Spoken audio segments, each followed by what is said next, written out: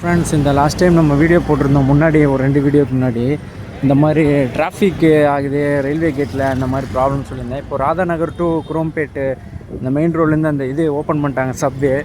இப்போ நம்ம வந்து அது வழியாக தான் போயிட்டுருக்கோம். உங்களுக்கு காட்டுறேன். ஆக்சுவலாக லாஸ்ட் வீக் இது சிஎம் வந்து ஓப்பன் பண்ணி வச்சார். இப்போ அந்த ரூட்டு தான் நம்ம எடுத்து போயிட்டுருக்கோம்.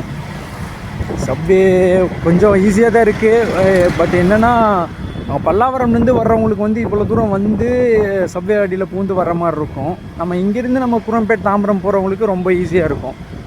ஆக்சுவலாக நல்லா சப்வே தான். பட் மழை பெஞ்சால் தான் எனக்கு தெரிஞ்சு தண்ணி எப்படி நிற்கும் என்ன எதுன்னு தெரில. ஏன்னா ஆக்சுவலாக ரொம்ப கொஞ்சம் ஸ்லாண்டிங்காக இறங்கி தான் போகுது. இந்த சப்வே கரெக்டாக வந்து குரோம்பேட் நம்ம ரயில்வே ஸ்டேஷன்ஸ் முன்னாடி வந்து லிங்க் பண்ணி விட்ரும். அந்த ரோட்டில் ஜாயின் பண்ணிடும்.